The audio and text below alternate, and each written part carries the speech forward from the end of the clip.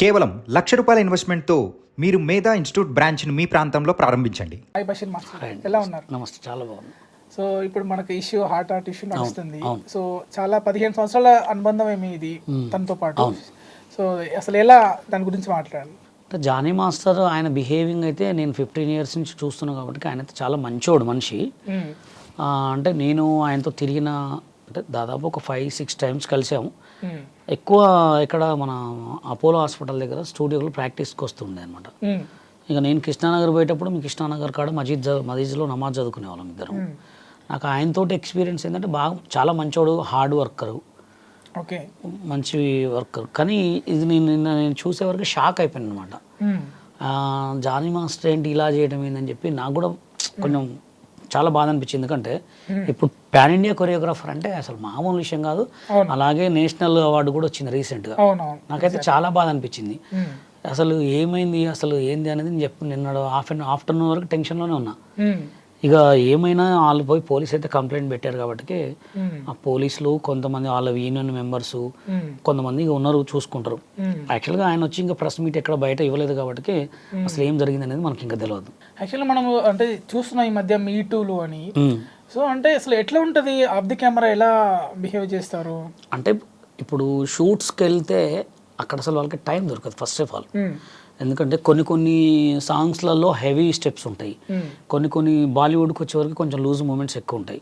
ఇంకా కొంచెం పెద్ద హీరోలు ఈ జూనియర్ ఎన్టీఆర్ గారు, మన అల్లు అర్జున్ గారు, కొంచెం రామ్ వీళ్ళంటే వాళ్ళు సాంగ్స్ పడితే హెవీ స్టెప్స్ ఉంటాయి అనమాట.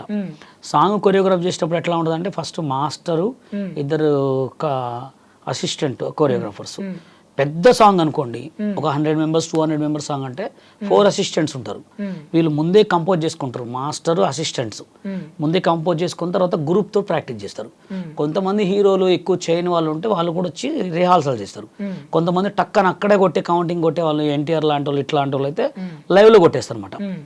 వాళ్ళకి షూట్ చేసేటప్పుడు అంత టైం ఉండదు, అంత దృష్టి పెట్టుకోరు, అసలు ఉండనే ఉండదు టైమింగ్. అక్కడ ఎక్కువ వాళ్ళు ఏ షాట్ ఎలా వస్తుంది, ఏ షాట్ని ఎలా క్రియేట్ చేయాలనే టెన్షన్లో ఉంటుంది అనమాట.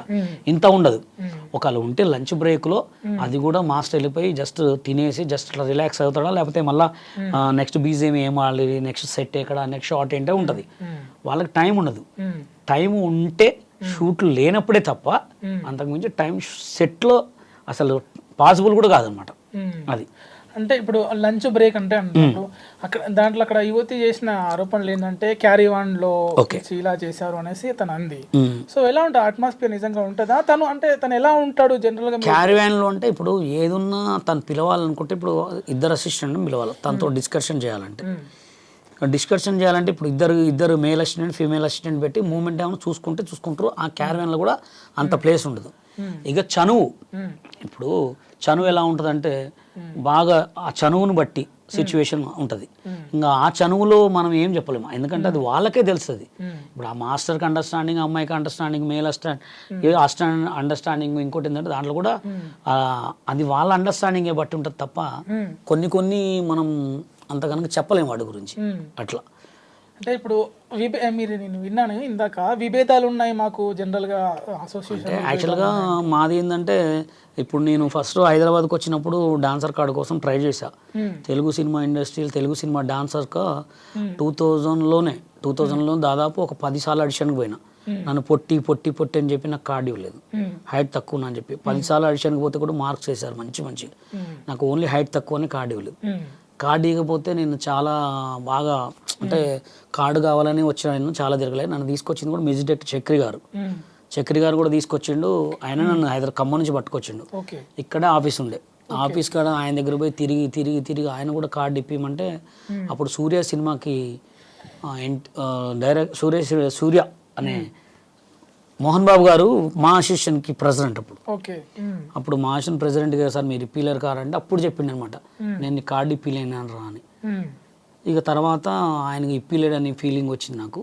తర్వాత నేను ఎంతో చాలా ట్రై చేసిన, నువ్వు ఎందుకు కార్డు ఇవ్వట్లేదు నాకంటే హైట్ తక్కువ అంటారు. శేఖర్ ఏ హైట్ ఉన్నాడు, నాకంటే కొంచెం ఉంటాడేమో. వాళ్ళ దాంట్లో Nixon master feel my love song చేసిన ఆయన ఎంత హైట్ ఉన్నాడు.